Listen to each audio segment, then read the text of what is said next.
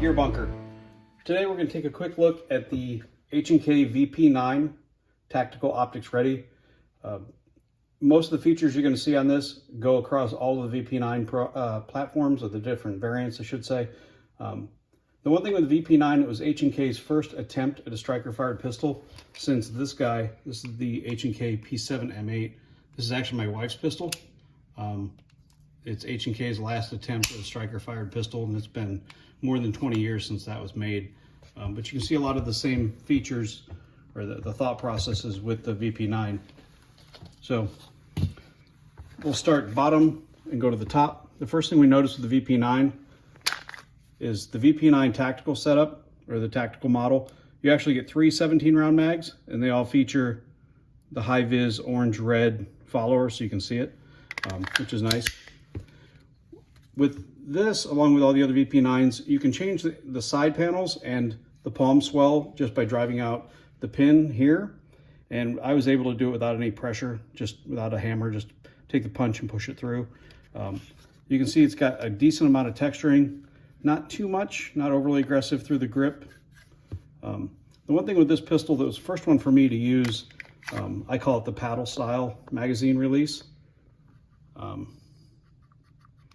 And the nice thing about it is, once you get used to it, you can actually drop the mag with your trigger finger or reach around with your thumb.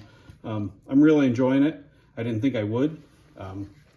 Move up to controls, basic slide release, and slide lock on the left side, and with the extended controls on the right side. And then moving up to the slide, this is where a lot of the features stand out. So H&K on their VP9s put this notch, this swell, which hopefully we can get a view of it. So the idea is that's a cocking assist, I think is the term they use for it. So there's a good example of the indicator. But this model comes with the suppressor height sights, front and rear. And that's because it is the optics ready. So this is actually 13 by 1 left-handed metric thread, which is different than a lot of the pistols that you might be used to that use 1/2 by 28 for the suppressor threads. But just remember that metric, left-handed. What's pretty standard now is a Picatinny rail for your lights. The slide does have a serrations front and rear, which aren't overly aggressive, but enough that you can get it with your hand or with gloves. And then the main feature that makes the OR, the optics ready, stand out is the proprietary top plate. Put that down. So the way H&K has this set up is you take these 2 screws off, and there's 5 different plates that cover all the major manufacturers of red dot optics. So you have to use H&K's plates or the third party, but it makes it a little tough.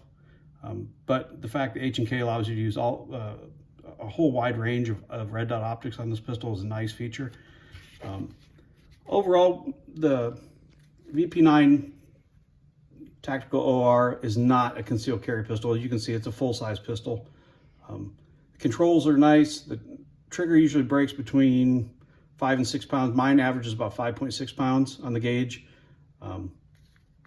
So far, it's really shaping up to be a nice full-size pistol. And if you have any questions about the VP9 Tactical Optics Ready or any of the VP9 pistols, you can drop us a message below, or you can reach out to H&K USA, and there's all sorts of information out there on this. But we picked this up on a splurge because we wanted something else to run the Obsidian 9 suppressor on. And we're really happy with this. So it's a little steep, runs about $1,000, between $750 and $1,000 MSRP. If you look around, you might be able to find it cheaper. But hopefully you enjoyed the quick look from the Gear Bunker at the H&K VP9 Optics Ready.